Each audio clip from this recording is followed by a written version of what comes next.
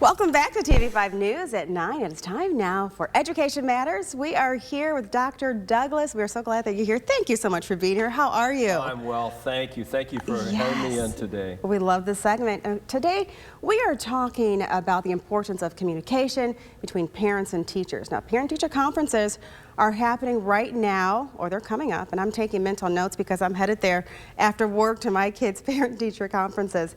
And you know, Dr. Douglas, my kids both, they get straight A's, but I always love going to conferences just to develop that relationship with their teachers and to open the lines of communications. Now, how can parent-teacher conferences help with the students' education? Well, first, I praise you. You're so right. It's a team effort, right? It takes the school and the home working together to help shape a successful journey for our children.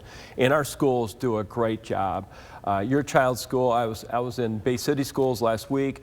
In 2 elementaries, they actually had book fairs that coincided with their parent-teacher conferences so that parents could then maybe do some shopping for reading materials that would support the educational process at home. I thought that was terrific. Yeah. So everybody's trying very hard, especially coming back out of the pandemic.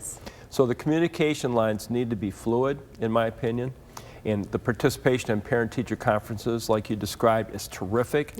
In my home district, I believe they're scheduled for Thursday. That's great. I encourage parents to attend, but that's probably not where it should end. It should be ongoing. It should be continuous. There should be a system of communication, and it depends on the school and the age of the youngster, but in many cases, the teacher has websites, email availability, the ability to text, all sorts of different communication vehicles that didn't really exist a couple decades ago, and so we need to take advantage of those opportunities. And I love it because teachers are always so open and loving, and they're willing to help however they can, talking with parents and students and all, and I love that about teachers.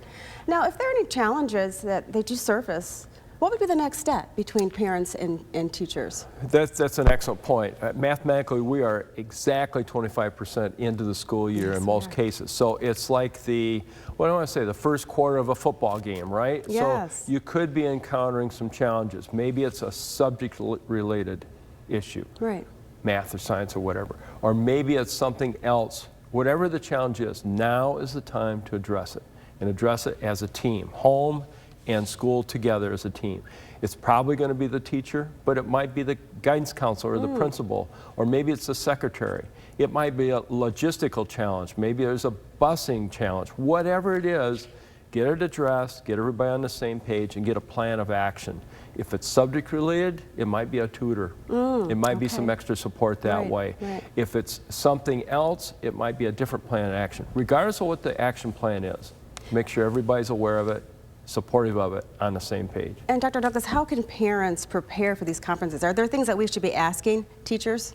Fundamentally, I'd start by asking the child, how's it going? Do you have any struggles? Anything you want me to bring up at conferences? I would start with the child. You'd be surprised the feedback you can get, and then do a good job of listening, posing questions and listening at the conference, and taking information in just like a sponge. Soak up everything you can soak up, and then see what applies and implement whatever the suggestions are that make sense. And lastly, after the conference is over, how can we continue the process and continue this communication? Monitor, monitor, monitor. Love it. Daily, a lot of schools have software available where parents can go in and peek at grades and attendance and things like that. Monitor by progress reports or report cards, those traditional mechanisms. I think just continue to monitor and look for signs if there's any kind of sign, especially with the pandemic. If there's any kind of challenge at surface, try to act on it sooner rather than later. Mental notes taken right here. We appreciate you. Thank you so much, Dr. Douglas, for stopping by today. If you have any more information, if you'd like anything else about today's topic, just check out the School Source page. That's at WNEM.com. We'll be right back.